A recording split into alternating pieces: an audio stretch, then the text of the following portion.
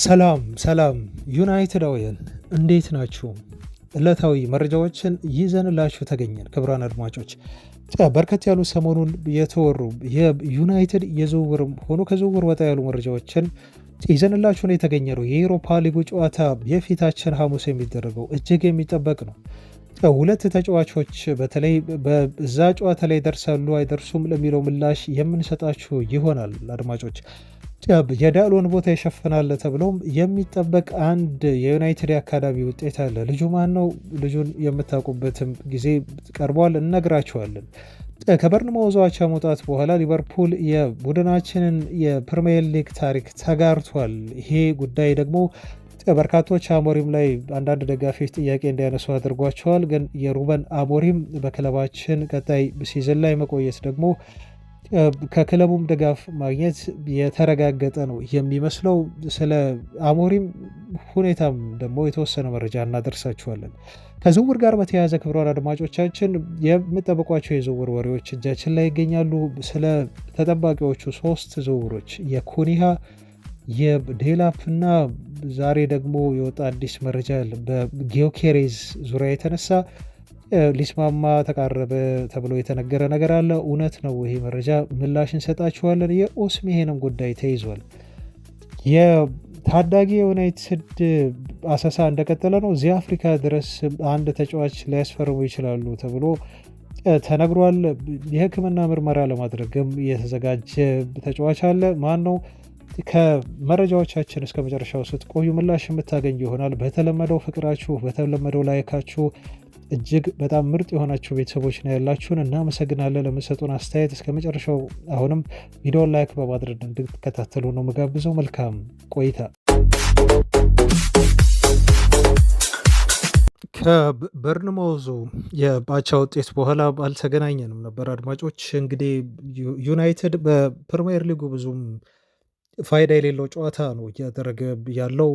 ታውቃላችሁ የመርሃ ግብር ለማሟላት ካልሆነ በስተቀር ለዩናይትድ የሚጠቅመው ነገር የለም።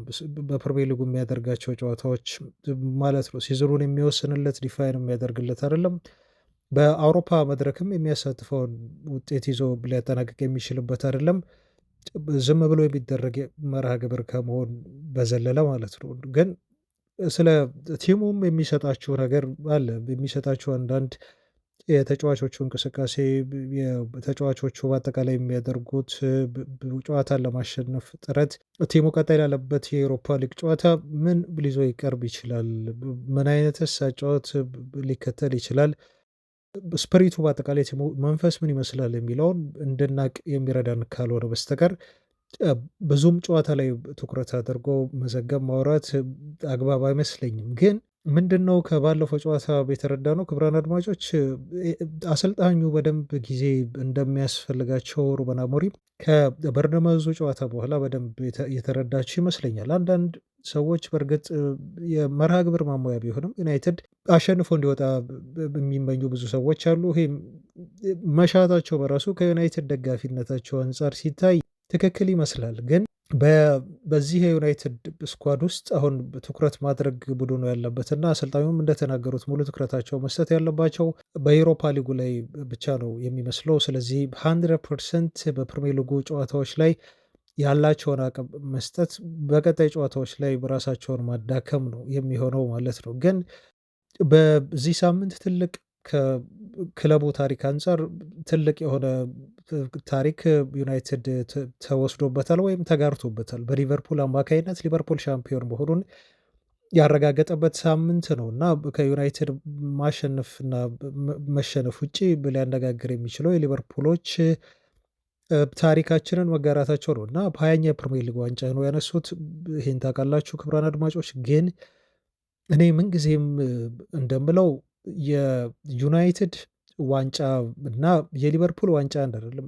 ሊቨርፑል 20 ያህል ዋንጫዎችን ሲያነሳ በዘመኑ የነበረው የፕሪሚየር ሊጉ በአዲስ ፎርማት ከተቋቋመ በኋላ በነገራችሁ ላይ ሊቨርፑል 2ኛ ዋንጫውን ያነሳው እንደ አዲስ የፕሪሚየር ሊግ ተብሎ መጠራት ከጀመረ በኋላ ማለት ነው በእንግሊዝ እንደ አዲስ ፕሪሚየር ሊግ ተብሎ መጠራት ከጀመረ በኋላ ግን ማንቸስተር ዩናይትድ 13 ያህል ዋንጫዎችን ነው ያነሳው አድማጮች እና ዲፈረንሱን ተመልከቱ። ፈርጉሰን ከመጣ በኋላ ነው እንግዲህ ዩናይትድ 13 ዋንጫ ያነሳው። ፕሪሚየር ሊጉ በጣም ዘመናዊ በሆነበት የአርሰናሉ አሰልጣኝ ከነበሩት አርሰን ቬንገር ሁሉ እና ሌሎችም ቼልሲ በተለያየ ወቅት ተፎካካሪ ሆኖ መጥቶ ነበር። ከሁለቱ ክለቦች ጋር አንገት ለአንገት ተናንቀው በዘመናዊው እግር ኳስ ከፍተኛ ፍልሚያ በሚጠይቀው ጥሩ የሆነ የፉክክር መንፈስ በነበሩት ሲዝኖች ነው ማለት ነው ሰር አሌክስ ፈርጉሰንን እንድናደንቃቸው ያደረጉንን 13 የፕሪሚየር ሊግ ዋንጫ ያነሱት። ይህን ስል የሊቨርፑልን ዋንጫ ክሬዲት ለማሳጣት አይደለም፣ ግን የሊቨርፑል አብዛኞቹ ዋንጫዎች የተገኙት ከ20ዎቹ ኦልሞስት ወደ 18ቱ ማለት ትችላላችሁ ዘመናዊ እግር ኳስ በደንብ ይሄ ፉክክሩ ባልሰፈነበት አሁን በምታዩት ያህል ፉክክር በሌለበት የእግር ኳሱ ዘመን ፕሪሚየር ሊጉም እንደ ፕሪሚየር ሊግ ተብሎ ባልተጠራበት ዘመን ነበር። ስለዚህ የዩናይትድ 13 ዋንጫዎች በተለይ በእንግሊዝ እግር ኳስ ታሪክ ነው። ዋንጫ ከበላህም የዛሬ 100 ዓመትም ብለው ኦፍኮርስ የዛሬ 50 ዓመትም ብለው ይመዘግብልሃል አይቀርም። ግን አሁን ያለንበት የፕሪሚየር ሊጉን የፉክክር መንፈስ እና የዛሬ 50 ዓመት ወይ 30 ዓመት ተመልሳችሁ ስታዩት አንድ አይደለም። ቫሊዩ እኔ እኩል የሆነ ቫሊዩ አልሰጠውም አድማጮች እና ዞሮ ግን ሊቨርፑሎች ተጋርተውናል። ምንም ማድረግ አይቻልም። ያ መጥፎ የሆነ ሳምንት ነው። ለዛ ነው ጋሪ ኔቭል የተበሳጨው እና ከሊቨርፑል ሻምፒዮን መሆን በኋላ ከዛሬው ጨዋታ በኋላ ክርክር አይኖርም ነው ያለው። ሊቨርፑል የእንግሊዝ ስኬታማው ክለብ ይሆናል ብሏል በታሪክ ኦፍኮርስ።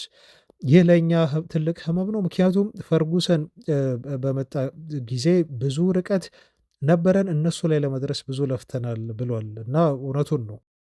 በፈርጉሰን ዘመን የነበረው ዩናይትድ ስኳድ ያን ሁሉ የፕሪሚየር ሊግ ዋንጫ ሲያነሳ ከፍተኛ የሆነ ብልጫ በሊቨርፑል ተወስዶባቸው ነው ያሁን ሁሉ ዋንጫ ጠራርገው ከሊቨርፑል አናት መቀመጥ ችሎ የነበረው። ያ ለዩናይትድ ከፍተኛ የሆነ ድል ነበር።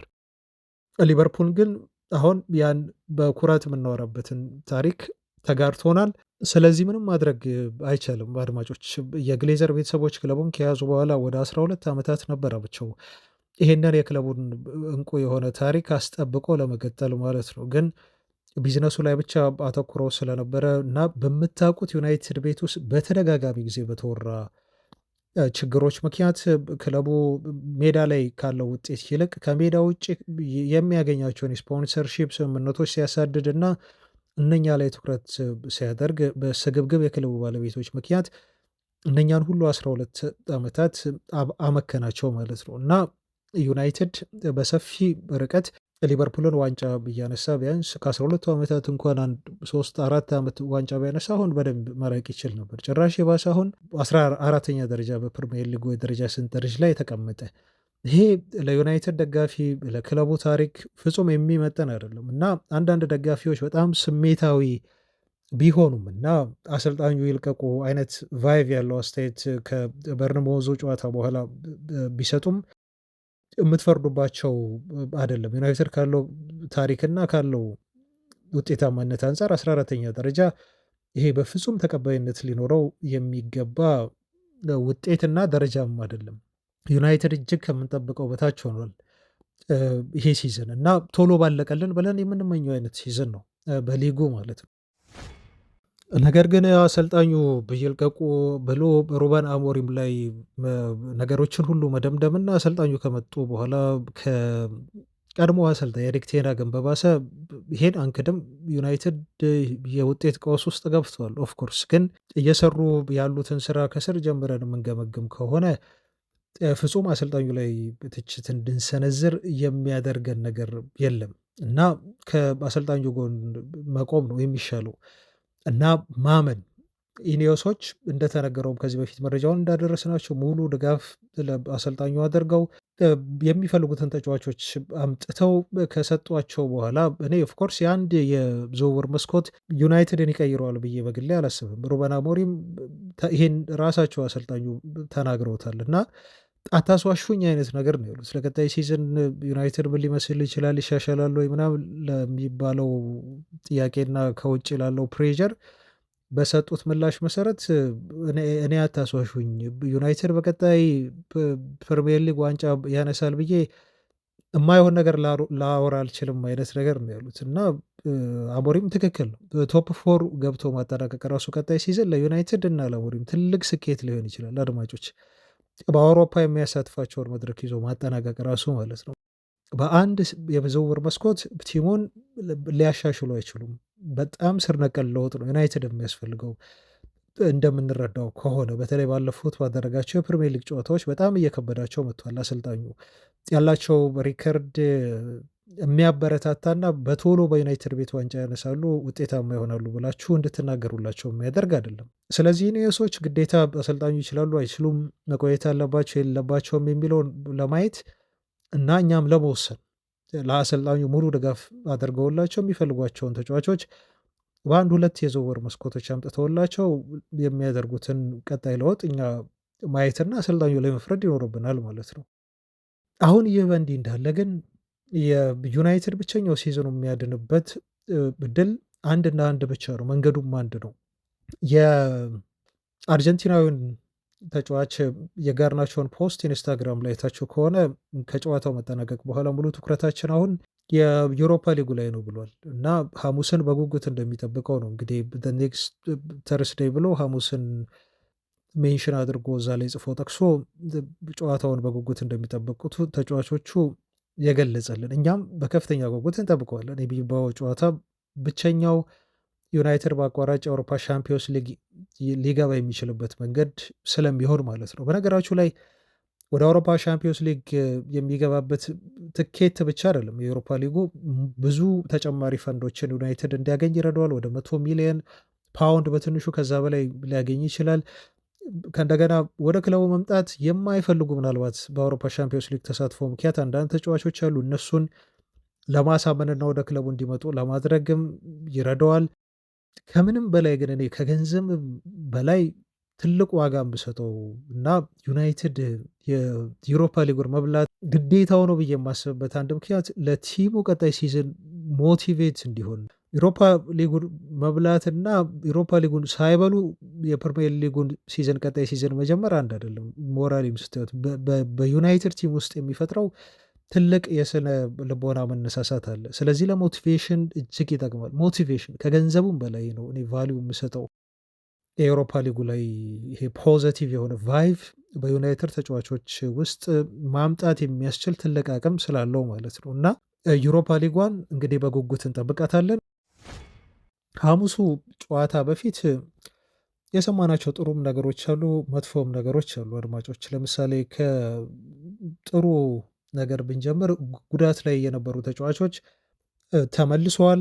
ይህን እንደ መልካም ዜና ልትወስዱት ልትቆጥሩት ትችላላችሁ። ለምሳሌ እንደ አማድ ምንም እንኳን የመጀመሪያው ጨዋታ ላይ ይመለሳል ተብሎ ባይጠበቅም ከአትሌቲክ ቢልባኦ ሜዳ ጨዋታ በኋላ የፕሪሚየር ሊግ ጨዋታ አለ። እዛ ጨዋታ ላይ አሞሪም የመጫወት እድል ይሰጡታል።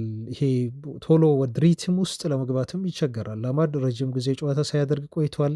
ትንሽም ብትሆን ደቂቃ ሰጥተውት በፕሪሚየር ሊጉ ጨዋታ ላይ ከዛ የመልሱ ጨዋታ ኦልድ ትራፎርድ ላይ አማድ ምናልባት የመሰለፍ እድል አለው፣ ሊጫወት ተሳትፎ ሊያደርግ ይችላል ተብሎ ተነግሯል። ይሄ ቬሪ ጉድ የሆነ ኒውስ ነው። ከእንደገና ደግሞ ከተከላካይ መስመርም ማቲያስ ዴሊት ይመለሳል ተብሏል። ይሄም በጣም የሚያስደስት ዜና ነው። አድማጮች ዴሊት ምን ያህል የዩናይትድ የኋላ መስመር ደጀን እንደነበረ ሁላችሁም ታውቃላችሁ። ዩናይትድን አጉድሏል ይሄ ተከላካይ፣ ምንም ጥያቄ የለውም። እነኚህ ሁለት ጥሩ ዜና ናቸው። ዴሊት ለሐሙሱ ጨዋታ ይደርሳል ተብሎ አይጠበቅም፣ ግን በኦልድ ትራፎርዱ ጨዋታ የመድረስ እድል አለው። ካማሶን ድል ሊያገኝ የሚችል የዩናይትድ ሌላኛው ታዳጊ ነው። ይሄ ተጫዋች እድል ሊያገኝ የሚችለው ደግሞ በአንድ ተጫዋች ጉዳት ምክንያት ነው። ዲያጎ ዳሎት ተጎድቷል።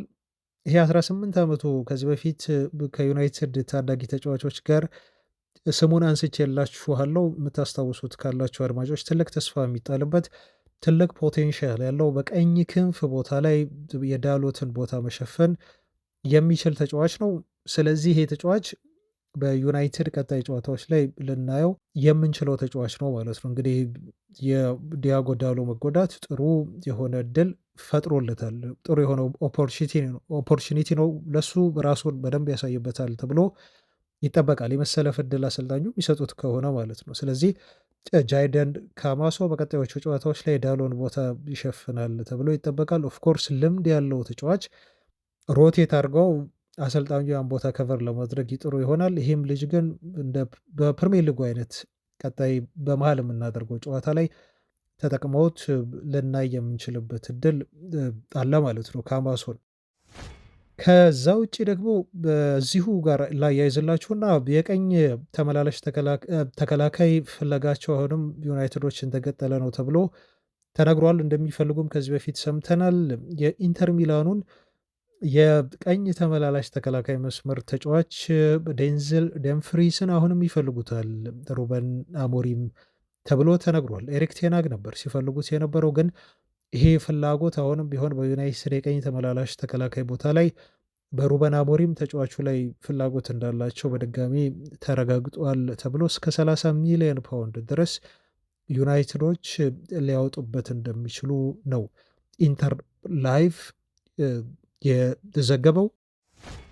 ዜናዎቻችንም እንደቀጠሉ ናቸው አድማጮች። አሁን ደግሞ ወደ ዝውውር መረጃዎቼ ልውሰዳችሁና ከዛ በፊት ግን ሁላችሁም ላይክ ማድረጋችሁን ላስታውሳችሁ ክቡራን አድማጮች። ያው ሰሞኑን በቲማችን መገዛገዝ ምክንያትና ዜናም አብዛኛው ስለሚደጋገም እውነት ለመናገር ይደጋገማል ብዙ ጊዜ ዜናው ስለ አንድ ቲም ስለኛው ብቻ ስለምንሰራ ዜናዎችን ሰብሰብ አድርገን እንደዚህ በአንድ ጊዜ የሚጠቅሟቸውን ማድረስ እና ጨዋታ ባለብን ሰዓት በተለይ በጣም ትኩረት የምናደርግበት የዩሮፓ ሊጉ ጨዋታ ነው።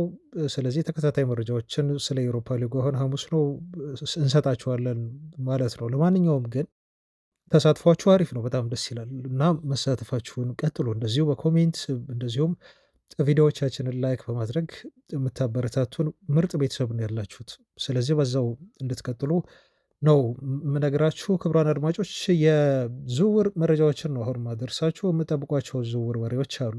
እነኚህ የዝውውር ወሬዎች ብዙ ጊዜ ያላቸው ባህሪን ከዚህ በፊት እኔም በደንብ አድርጌ ነግሬያቸዋለሁ።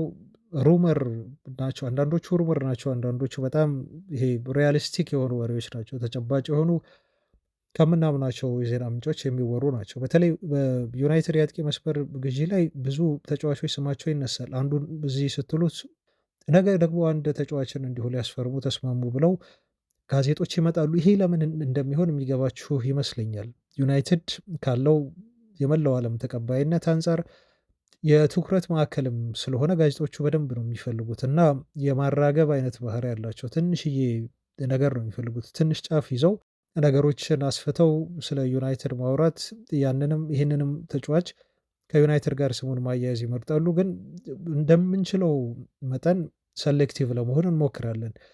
አንዳንድ ጊዜ መረጃዎችን እናንተም ታያላችሁ፣ ግን ቶሎ የመቀበል አይነት አዝማሚያም ታይባችኋለሁ። በማህበራዊ ድረገጾች ላይ በተለያዩ ሶሻል ሚዲያዎች ላይ የሚለቀቁ የወጡ መረጃዎች ሁሉ ግን ትክክል አይደሉም። ለምሳሌ አሁን የትላንቱን መረጃ ላድረሳችሁ። ፉትቦል ኢንሳይደር ነው ዜናውን ይዞ የወጣው። ምንድን ነው የሚለው? ቪክተር ጌኬሬሽ ቱ ማንቸስተር ዩናይትድ ኢዝ ኤደን ዲል ብለው በምትመለከቱት መልኩ ነው ዜናውን ይዘው የወጡት። አሁን ይህን ዜና እናየዋለን። እስቲ ምንድን ነው የሚሉት የሚለውን ወደ ውስጥ ገብተን ስናይ ኦፍኮርስ ከየት ነው ምንጩ የሚለው ነበር እኔ ለማጣራት እና ወደ እናንተ ለማድረስ የቸኮልኩት። ውስጥ ገባው አነበብኩት መረጃውን። የሚለው ምንድነው? ዩናይትዶች እርግጠኞች ናቸው ይለናል። በኋላ ይሄ ኦልሞስት እንደ ደንዴል የተጠናቀቀ አይነት ዝውውር አድርገው ዘግበው ሲያበቁ ነው። በውስጥ ደግሞ ዩናይትዶች የስፖርቲንግ ሊዝበኑን አጥቂ ጊዮኬሬስን ለማስፈረም እርግጠኝነት ተሰምቷቸዋል ነው ግን የሚለው። ወደ ዜና ውስጥ ገብታችሁ በጥልቀት ዜናውን ስታየው ማለት ነው። እና ብዙ ጥረት አድርገዋል ተጫዋቹን ለማስፈረም እና የተጫዋቹን ስምምነት ለማግኘትም ደግሞ ተቃርበዋል ብሎ ነው የሚነግራችሁ ዜናው። እና ከሌሎች ፈላጊ ክለቦቹ አንጻር ስታየው ዩናይትድ ልጁን የማስፈረም አሁን የተሻለ እድል እንዳለው ነው የክለቡ የውስጥ ምንጮች ነገሩኝ ብሎ ፉትቦል ኢንሳይደር መረጃውን በዚህ መልኩ ያወጣው ማለት ነው። ስለዚህ ይሄ ዜና በዚህ መልኩ ወጣ ማለት ተጫዋቹ ዩናይትድ ይገባል ብለን በእርግጠኝነት እንድናወራ የሚያደርገን አይደለም። እነሱ እንኳን ምንም ደንዴል ብለው ቢጽፉም ማለት ነው። ደንዴል የምንለው ላለቀ ዝውውር ነው አይደል? ግን እሷን ምን አደረጓት? በኮቴሽን አስቀምጧት ሌላ ጥያቄ እንድታነሱ ማለት ነው። ሆነ ማለት አይደለም እንግዲህ በኮቴሽን ከተቀመጠ እና ከክለቡ የውስጥ ምንጮች ይህን መረጃ ዩናይትዶች እንደሚያስፈርሙት እርግጠኞች ናቸው ብለው ነገሩኝ ካለ ጋዜጣው እንግዲህ አናቅም ማለት ነው። ይሄ የተረጋገጠ መረጃ ልትሉት አትችሉም። እና እንደዚህ አይነት መረጃዎችን በደንብ መጠንቀቅ መቻል አለባችሁ ለማለት ነው አድማጮች። ስታዩት የተለያዩ ትላልቅ ማህበራዊ ድህረ ገጾች በዝውውር ዜና ላይ የሚዘግቡ ግን ሲቀባበሉት ልታዩ ትችላላችሁ እና እውነት ሊመስል ይችላል። ለዛ ነው ጥንቃቄ የምናደርገው። የምናገኛቸውን የዜና ምንጮች በሙሉ ኮንሱም አናደርግም። ውሸትም ከሆነ እዚህ ቻናል ላይ አምጥተን በዚህ መልኩ እንናገራለን አድማጮች። 100% ውሸት ነው ማለቴ አይደለም፣ ግን ይሄ እኔ የማምናቸው የዜና ምንጮች ውስጥ አንዱ አይደለም። ፉትቦል ኢንሳይደር ይሄን ላሳውቃችሁ እወዳለሁ ክቡራን አድማጮች። አርሰናሎች በጣም አጥብቀው ይፈልጉታል። ከዚህ በፊት ብዙ ነገር ሰምተናል። የምናምናቸው የዜና ምንጮች ዚ አትሌቲኮቹን ጨምሮ ዮኬሬስ አሁን በዩናይትድ አጀንዳ ውስጥ አይደለም ነው ያለን። ፉትቦል ኢንሳይደሮች ከየት አምጥተው ይሄን እንዳሉን አናቅም አድማጮች። እንግዲህ ከተሳካላቸው እነሱንም ማመን እና የእነሱንም መረጃ ወደ እናንተ ማድረስ እንቀጥላለን ማለት ነው። ለማንኛውም ፋብሪሶ ሮማኖ ደግሞ ከሰዓታት በፊት ነው አርሰናሎች ቪክተር ጊዮኬሬስ ላይ አሁንም ቢሆን ተጫዋቹን በከፍተኛ ደረጃ ለማስፈረም ከላይ አስቀምጠውታል። ከአጥቂ ግዢዎቻቸው ዝርዝር አናት ላይ ያለው ቪክተር ጊዮኬሬስ ነው ብሎ ነው እሱ የነገረን ማለት ነው። ስለዚህ ስለ ዩናይትድ አላነሳም። ስለ ዩናይትድ ፍላጎት የዝውውር ሁኔታው ምንም ያለው ነገር የለም። ይበልጥ ስለ አርሰናል ነው ማለት ነው ያወራን። ስለዚህ ጊዮኬሬዝ አሁንም ቢሆን ከዩናይትድ ይልቅ ለሌሎች ክለቦች ቅርብ ነው ብለን ብንደመድምና ብናምን ነው የተሻለ የሚሆነው።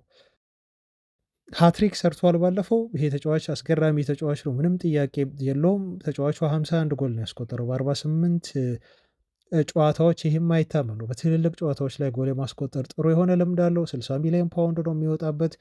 ብዙ የሆነ የደሞዝ ጥያቄ የለውም። በጣም ኤክስፔሪንስድ ነው።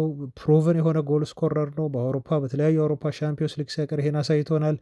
በሩበን አሞሪም ስር ደግሞ መጫወት የቻለ ተጫዋች ነው። ጥሩ የሆነ ቅርበት አላቸው። ስለዚህ ዘገባው ያካተተው አንድ ነገር ከአሞሪም ጋር ስለሚግባባ ዩናይትድ ኢቨን በአውሮፓ ሻምፒዮንስ ሊግ ባይሳተፍ እንኳን ተጫዋቹ ወደ ዩናይትድ የመምጣት ችግር የለበትም እና ኮንሲደር ሊያደርገው ይችላል ብሎ ነው የዘገበው። ግን ቅድም እንደነገርኳቸው የጋዜጣው ክሬዲቢሊቲ በጣም ከምናምናቸው ውስጥ ስላልሆነ እንደ መረጃ ያህል ግን ይህን ስለዚህ ተጫዋች አደረስኳችሁ። ከዛ ይልቅ ግን አድማጮች ከጊዮኬሬስ መረጃ ይልቅ እንደ መረጃ ይሄንን ያዘውና የሌሎች ተጫዋቾችን መረጃ ላድረሳቸው የተቃረቡትን የምታውቋቸውን እናንተም ማለት ነው ምን አዲስ ነገር አለ የሚለውን ከምናያቸው ውስጥ አንደኛው የሆነው ዴላፕ ነው። ዴላፕ በነገራችሁ ላይ ከጊዮኬሬዝም ከኦስሜሄንም ይልቅ ለዩናይትድ የአጥቂ መስመር ሁነኛ አማራጭ ተደርጎ በቁጥር አንድነት የተያዘ ነው። ይህን ዚ አትሌቲክ ጋዜጣን የዘገበን። ስለዚህ ዴላፕ ላይ ማተኮር አለብን። የእሱን መረጃዎች በሙሉ በየጊዜው እያጣራን አፕዴት ማድረግ አለብን። ቁጥር አንድ ኢላማ ስለሆነ ማለት ነው። ከዩሮ አንደር 21 ጨዋታ አለ የአውሮፓ ውድድር ማለት ነው። እንግሊዝ ብሔራዊ ቡድንን ወክሎ ይወዳደራል እዛ ውድድር ላይ። ከዛ ውድድር በፊት ነው ምላሽን አሳውቃቸዋለሁ ያላቸው ለዩናይትድ። ስለዚህ ባለፈውም ነግሬያቸዋለሁ። ዴላፕ ላይ ያለን ሪዘርቬሽን ተጫዋቹ የኩኒሃን ያህል ወደ ዩናይትድ ለመምጣት ኢገርነስ አላየሁበትም፣ ፍላጎት ሲያሳይ አላየሁም። ለዛ ነው ይሄን ተጫዋች ወደ ዩናይትድ ይመጣል ብዬ በእርግጠኝነት እንዳምን ያላደረገኝ ማለት ነው። ኦፍኮርስ ተጫዋቹ ሊስት ውስጥ ዩናይትድ አለ። ዩናይትድን እንደ አማራጭ አይቷል። ግን ሌሎችም ብዙ ክለቦች በተጫዋቹ ዙሪያ አሉ፣ ቼልሲን ጨምሮ በተለይ ቼልሲ አለ። ስለዚህ የዴላፕን ጉዳይ ዩናይትዶችም ቢሆኑ እንደ ኦፕሽን የሚያዩት አይነት የአጥቂ አማራጭ እንጂ በእርግጠኝነት ወደ ኦልድ ትራፎርድ እናመጣለን ይፈርምልናል የሚሉት ልክ እንደ ኩኒሃ አይነት የተስማማ አይነት ተጫዋች አይደለም ማለት ነው። ግን ለክለቡ ካለው ባጀት አንጻር ኢኮኖሚካሊ ስታዩት ዴላፕ ለዩናይትድ እጅግ ተስማሚ ነው። በጣም ቺፐር ነው። 30 ሚሊዮን ፓውንድ ነው የሚጠይቃቸው አድማጮች። በዛ ላይ ደግሞ ተጫዋቹ የሚጠይቀው ደሞዝ ያነሰ ነው ከኦስሜሄን ኢቨን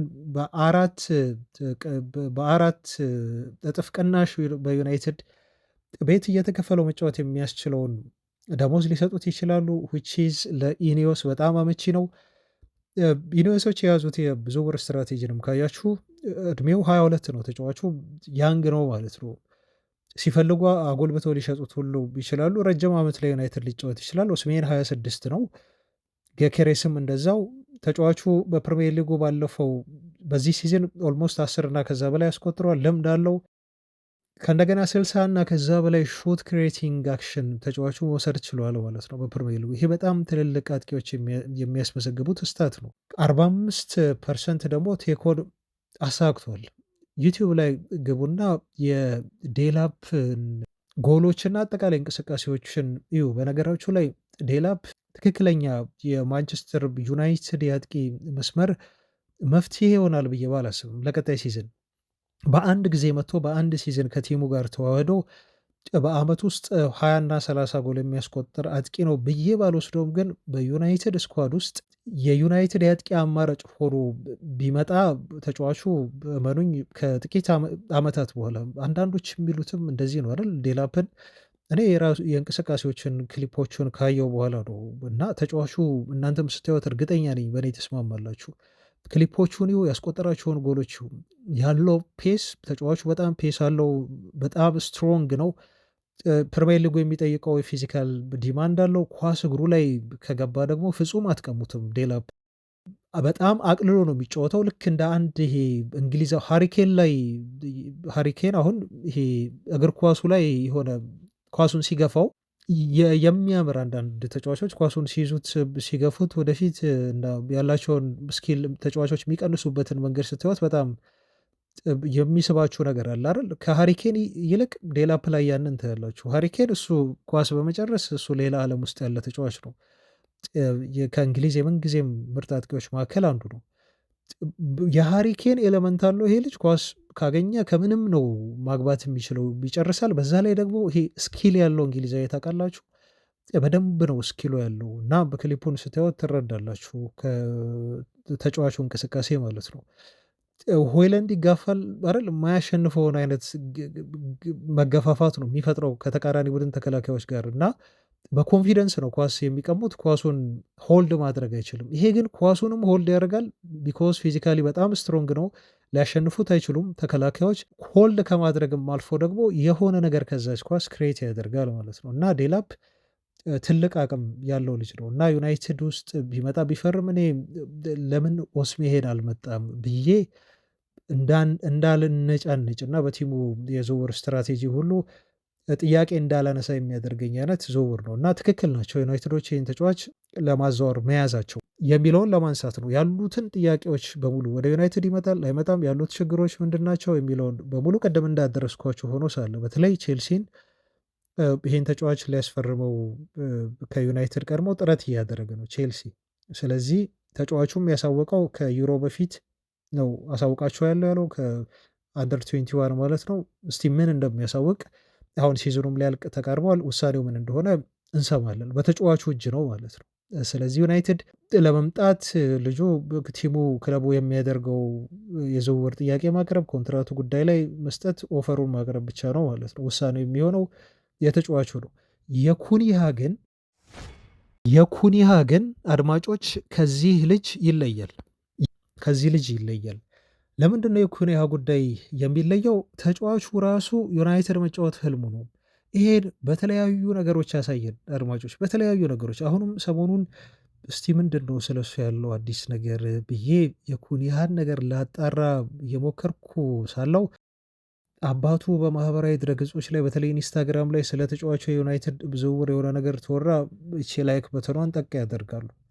አባትየው ሰሞኑን ያደረጉት ነገር ነው። ኩኒሃም እንደዚሁ የዩናይትድን ፎቶ እኛ ዜና ላይ ስንሰራላችሁ አሁን እዛ ፖስተሩ ላይ እንደምታዩት የዩናይትድን ባል ያልብሰውት ወደ ዩናይትድ ሊዘወር እንደሆነ ሰንበዲ ሰርቶ ኤዲት አድርጎ ፎቶን ሲጭን ላይክ ያደርጋል ራሱ ማቲያስ ኩኒሃ ማለት ነው። ይሄን ላይክ አድርጎ አሳይቶናል እና ይሄ ምን ያህል ወደ ዩናይትድ ለመምጣትና ለዩናይትድ ለመጫወት እስከ ቤተሰቡ ነው ጉጉት ያላቸው ማለት ነው። ይሄንን አይነት ኢገርነስ ነው ቅድም ሊያም ዴላፕ ላይ አጣሁ ያልኳቸው እንጂ ተጫዋቹ ወደ ዩናይትድ መምጣት ቢፈልግ ኖሮ እስካሁን የሆነ ምልክቶችን የሆኑ ነገሮችን ያሳየን ነበር። ማሳየት ግን ግዴታ ነው እያልኳቸው አይደለም።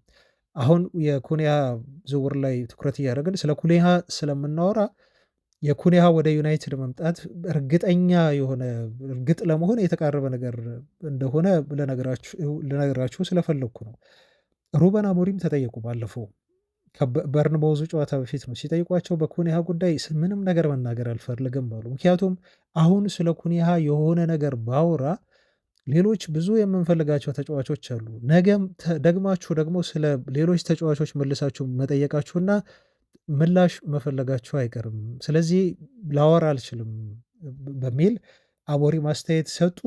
ወዲያው ደግሞ ፋብሪሶ ሮማኖ ወጥቶ ሩበን አሞሪም ልባቸው ያውቃል ማቲያስ ኩኒሃ ወደ ማንቸስተር ዩናይትድ ለመዛወር እጅግ እንደተቃረበ አሞሪም ራሱ ያውቁታል። እጅግ ተቃርቧል። አሁን የኩኒያ ዝውውር ጉዳይ ሄርዊጎ ለመባል የቀሩት በጣም ጥቂት ነገሮች ናቸው። ኢቨን በዚህ ሳምንት ሁሉ የኩኒያ የዩናይትድ ዝውውር ሄርዊጎ ተብሎ በፋብሪሶ ሮማኖ ሊገለጽ እንደሚችል እሱ ራሱ ነግሮናል። ስለዚህ ሄርዊጎ የምንለው ሱን ያለው እሱ በቅርቡ ይሆናል ተብሎ ይጠበቃል ብሎናል። ስለዚህ ዩናይትድ ቤት ያለው ነገር ምንድን ነው? አሁን የክለቡ አመራሮች አሰልጣኙ አሞሪም ቢሆኑ እጅግ እርግጠኛ ናቸው በኩኒሃ ወደ ዩናይትድ መምጣት።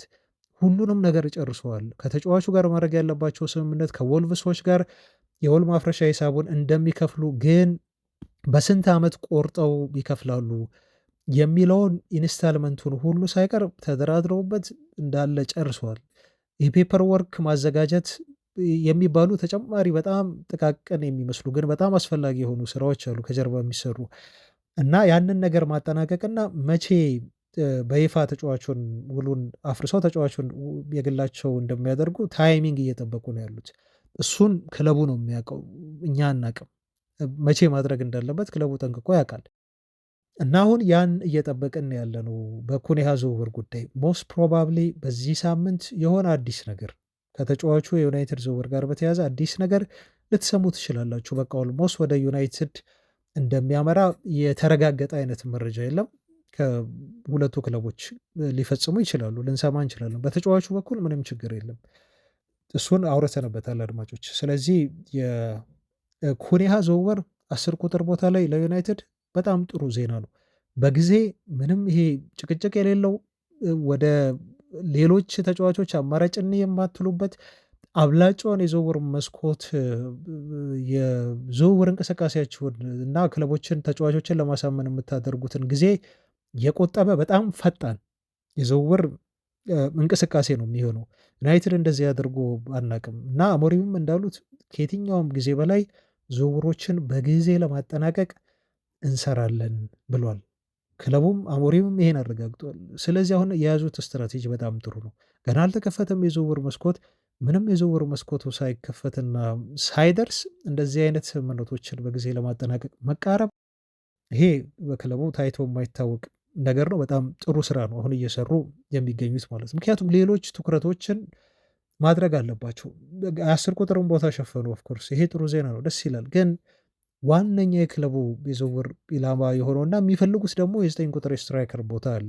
ያን ቦታ ላይ ተጫዋች ለማሳመን በጊዜ እድል ይሰጣቸዋል ማለት ነው። ይህን ከወዲሁ ካጠናቀቁ ኩኒሃ ባለፈው ሌስተር ሲቲ ላይ ምን እንዳደረገ አይታችኋል። 2 አሲስት አድርጎ 1 ምርጥ ጎል አስቆጥሯል።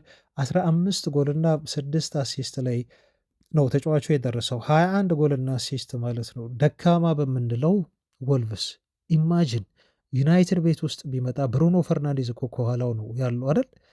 አብሮት ከብሩኖ ፈርናንዴዝ ጋር እንዴት ሊመጋገቡ እንደሚችሉ አስቡት።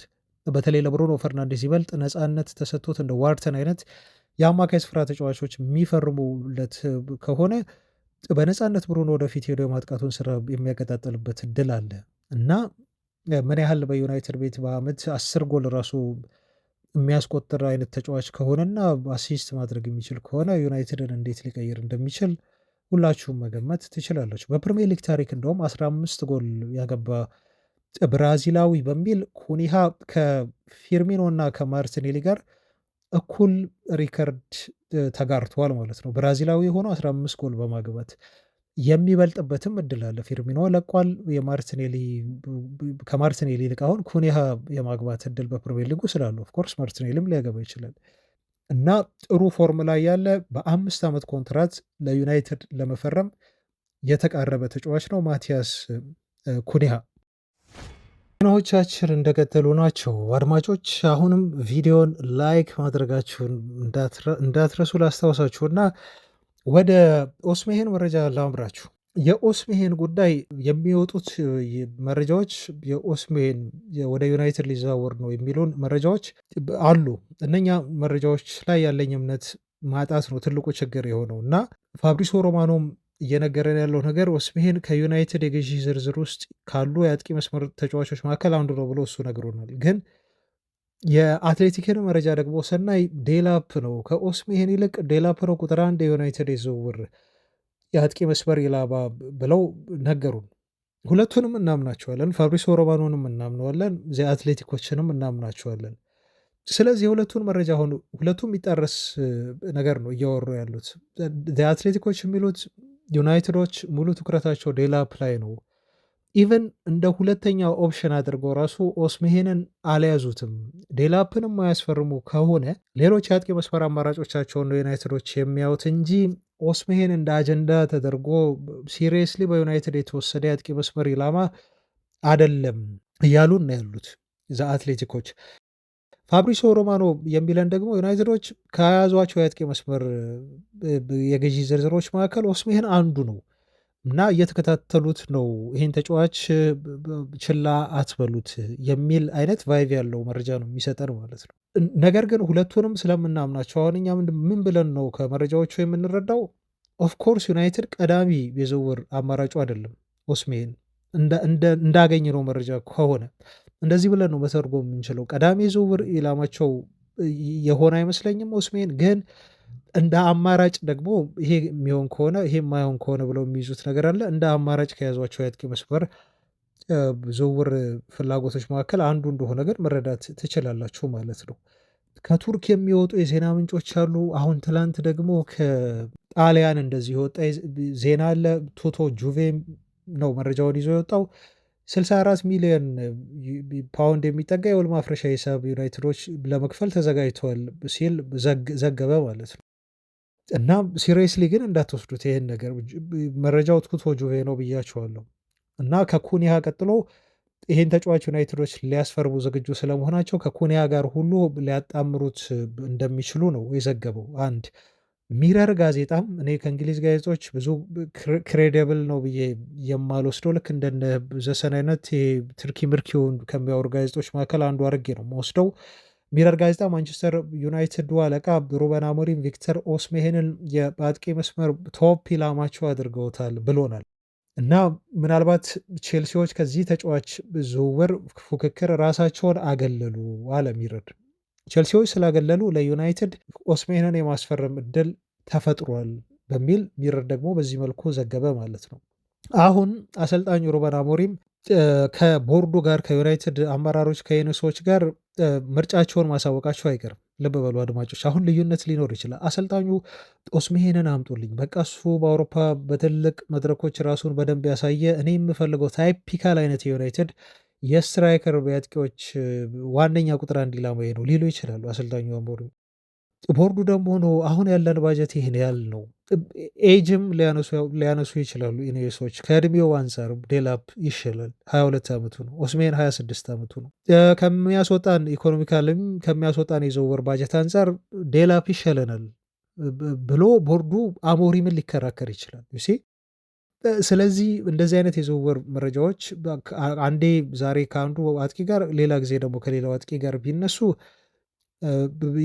እንደ መረጃ ማየት ነው የሚያስፈልገው እና ምንም መወዛገብ አያስፈልግም። እንደ አማራጭ ልናያቸው እንችላለን ማለት ነው። ሩበን አሞሪምም ኦስሜሄንን ሊወዱት ይችላሉ፣ ጌክሬዝን ሊመርጡ ይችላሉ። የዩናይትድ ቦርድ እና የኔሶች ደግሞ ዴላፕን ሊመርጡ ይችላሉ። ቀደም በነገርኳቸው ምክንያቶች ማለት ነው። የየትኛው ሀሳብ ያሸንፋል የሚለው የሚወሰነው ክለቡ ባለው ባጀት ነው እና በተጫዋቾቹ ፍላጎት ምን ያህል የደሞዝ ይጠይቃሉ በሚለው አይነት ነገር ሊሆን ነው ማለት ነው መጨረሻ ላይ። እና አሞሪምም ሳይፈልጉ ኦስሜሄንን ጠይቀው ዴላፕ እጃቸው ላይ ሊቀመጥ ይችላል፣ አሳማኝ በሆነ ምክንያት ማለት ነው። ኢኔዮሶች በሚሰጧቸው አሳማኝ ምክንያት ከኢኮኖሚውም ከሌላም ነገር ወሰዱት እና የዝውውር ባህሪ እንደዚህ ነው አድማጮች። ፋብሪሶ ሮማኖ እንዳለንም ከሆነ ብዙ የእንግሊዝ ክለቦች ራሳቸውን እያሸሹ ያሉት ከኦስሜሄን ዝውውር በአመት ኔት ነው ያለው እሱ የተጣራ 12 ሚሊዮን ዩሮ ነው የሚፈልገው በናፖሊ የተጣራ 12,000,000 ዩሮ ይከፈለዋል በአመት ደሞዝ። ይሄ ማለት 24,000,000 ዩሮ ማለት ነው ታክሱን ከጨመራችሁ። የኦስሜሄን አመታዊ ደሞዝ ብቻ ማለት ነው። ይሄን ያህል ገንዘብ ኢኔዮሶች ይከፍላሉ? እኔ ጥያቄ አለኝ፣ እጠራጠራለሁ አድማጮች። ይሄን ያህል የተጫዋቹን ውል ማፍረሻ ገንዘብ እስከ 75,000,000 ዩሮ ነው የተባለው። ይሄን ያህልስ ገንዘብ ይከፍላሉ? እኔ አሁንም እዚህ ጋር ጥያቄ አለኝ። ከዚህ ገንዘብ ግማሹን ነው ለዴላፕ የሚከፍሉት። ታውቃላችሁ፣ በግማሽ ኮስት ሊያመጡት ይችላሉ። ከእንደገና ኦስሜን ከሚያገኘው ደሞዝ እና ከሚጠይቀው ደሞዝ በግማሽ ደሞዝ ኢቨን ከዛም ባነሰ ሊሆን ይችላል ዴላፕን ማግኘት ይችላሉ። ስለዚህ ዞሮ ዞሮ ወደ ኢኮኖሚ ይመጣል ማለት ነው። ኦስሜን በጣም ውድ የሆነ የአጥቂ አማራጭ ለዩናይትድ ይሆናል። እዛ ናፖሊ የሚያገኘውን ደሞዝ ቀንሶ ደግሞ ወደ ዩናይትድ ይመጣል የሚል እምነት የለኝም እኔ። በግል ተጫዋቾች በጣሩት በቻሉት ልክ ደሞዝ ለማስጨመር ነው ጥረት የሚያደርጉት እንጂ እኔ ሲያስቀንሱ ብዙም አይቼ አላቅም። ኦፍኮርስ የተጫዋቹ ፍላጎት ነው ይሄን የሚወስነው። ግን ዩናይትድ መጥቶ ለመጫወት ኦስሜሄን በግል በናፖሊ ቤት የሚያገኘውን ደሞዝ ይቀንሳል የሚል እምነት የለኝም። እና ዋናው ነጥቤ ምንድነው አድማጮች፣ የኦስሜሄን የዩናይትድን ዝውውር ይሄን ያህል የተተወ አድርጋችሁ አንድ አትቁጠሩት። ሁለተኛ ነገር ደግሞ ለመሳካት እጅግ በጣም አስቸጋሪ ዝውውር እንደሆነም እመኑ። ግን ዴላፕ ወደ ሌላ ቦታ የሚሄድ ከሆነ አማራጭ የላቸውም። በነገራችሁ ላይ ያላቸውን ሪሶርስ ሁሉ ኦስሜሄን ላይ ደግሞ ሊያውሉት ይችላሉ ማለት ነው። እና በዚህ መልኩ የዝውውር እንቅስቃሴዎችን እያያችሁ ሂዱ፣ እየሰማችሁ በዚህ መልኩ ሂዱ ለማለት ነው። ክቡራን አድማጮች፣ ሰፋ አድርጌ በእነኚህ በምንፈልጋቸው ተጫዋቾች ዙሪያ ማወቅ ያሉባችሁን መረጃዎች አድርሻችኋለሁ ብዬ ተስፋ አደርጋለሁ። ማድረሴንም እቀጥላለሁ።